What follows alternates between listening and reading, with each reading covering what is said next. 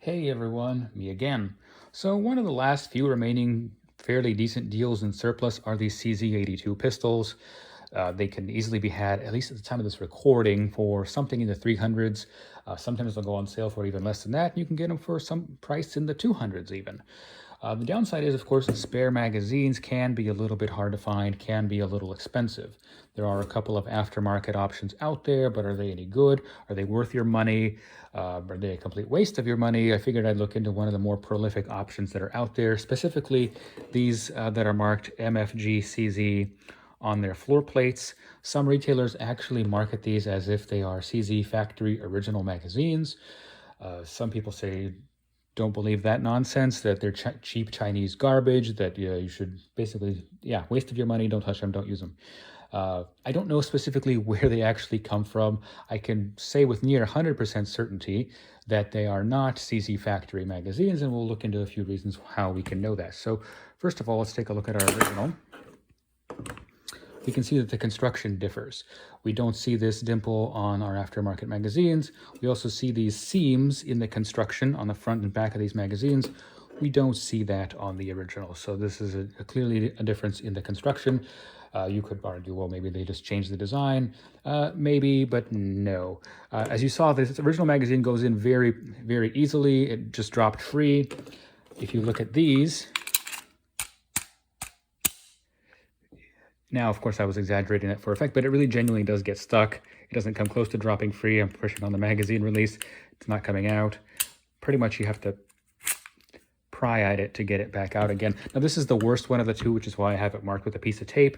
The other one still does stick. It still does not drop free. It's still quite rough fitting, just not quite as bad as this one with the piece of tape on it. Now, the CZ Factory, of course, is known for pretty good quality, generally speaking. I can't think of too many exceptions, especially, more currently. So they would not have produced such poor quality fitting magazines, in my opinion. So wherever they come from, they're definitely not CZ magazines from the factory. Okay, so they fit a little rough. Perhaps they'll wear in with time. Perhaps you could coat them with something and then insert the magazine and see where they're rubbing, do some light sanding, and perhaps that'll smooth it out as well. Next question is, do they actually work? Well, both magazines, both the rough one and the less rough one, they lock in.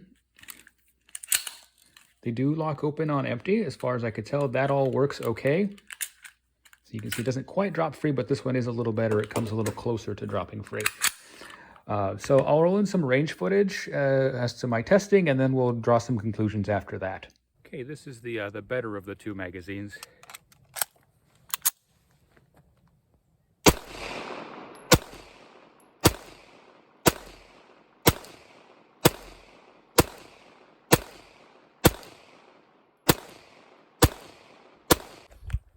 And again, the better of the two.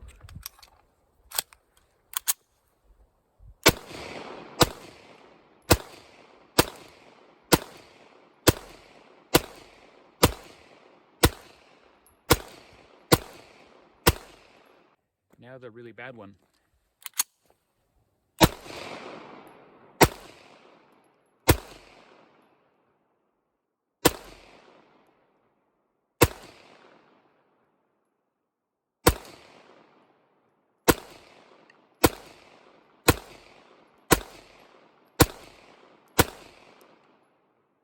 Fed all right. Let's see if it. You really have to try to get it out, but it seems to work. Another go with the really bad one.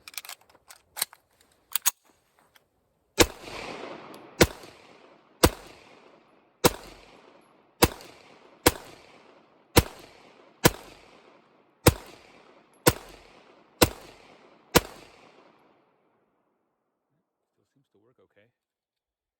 Like I said, you really have to try to get it back out though. So I ended up running 150 rounds between the two of these magazines. I didn't portray all of it in the video just because I didn't know how exciting that would really be to watch. But nonetheless, they fed fine. I didn't encounter a single jam with either one of these magazines. They locked back just fine without any sort of problems each and every time. They did pretty much everything that the original one does, except of course dropping free.